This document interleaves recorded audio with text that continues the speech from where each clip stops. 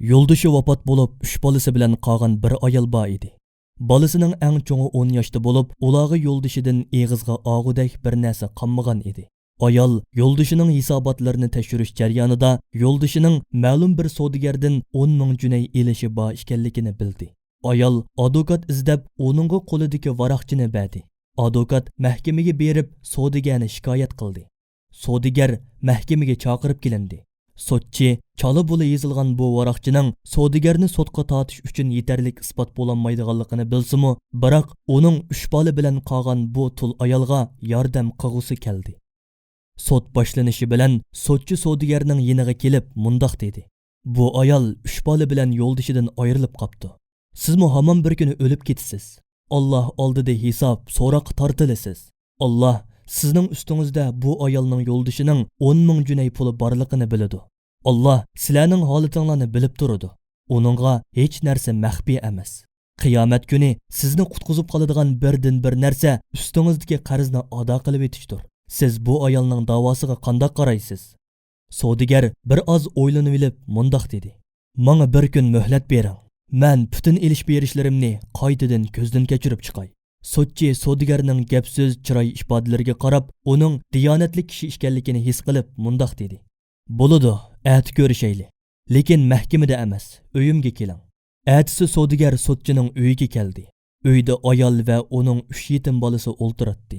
Savdogar 10 ming junayga yana 5 ming junay qo'shib berdi va sotchiga qarab, "Balki u 5 ming junayni xotirlab qo'ymagan bo'lsa kerak. Bunimi beray?" dedi. Ayolning ko'zlariga liqqida yosh to'ldi.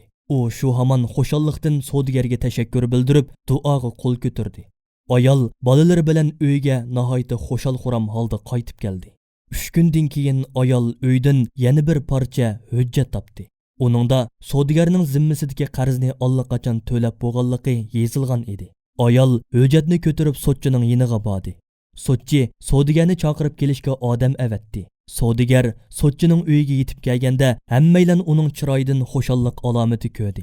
Qozi tabassum qilib so'radi: "Ey taqvo kishi, siz qarzni allaqachon qaytarib bo'ptikansiz. Shundaqdimi, yana takror ziyodasi bilan qaytaribsiz. Nima uchun shundoq qiladiganligingizni tushuntirib beramsiz?" Savdogar mundoq dedi: "Men Alloh bilan qasam qilamanki, u kuni bergan 15 ming junayni xatarli kasal bo'lib qolgan qizimni operatsiya qilish uchun tayyorlagan edim. Sizga menga bir kun muhlat bering degan kun men qizimni operatsiya qiladigan kun edi. Men shu chog'da payg'ambar alayhissalomning: sizlar pul-mollaringlarni zakot bilan poklanglar, kasallaringlarni sadaqa bilan davolanglar, baloyi ofatlarga duo bilan taqobil turinglar degan hadisini esladim va Allohga mundoq deb duo qildim: Ey Allohim, sen o'zing bilasan. U tul ayol yetim bolalari bilan pul-molga haqiqatan ehtiyojli. Qizimning kesiliga o'zing shifolik ato qilgin. Sen hammaga qodirsan. Atisi qizimni qaytadan tekshirish qildik. Ajoyib ish.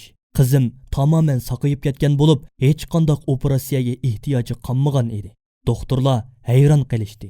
Men Allohga hamd sana o'qidim. Kechasi qiyomda turdim. Kunduzi roza tutdim. Navoda buningdan keyinmi ularning menga har qanday ehtiyoji bo'lsa, men tayyor, dedi.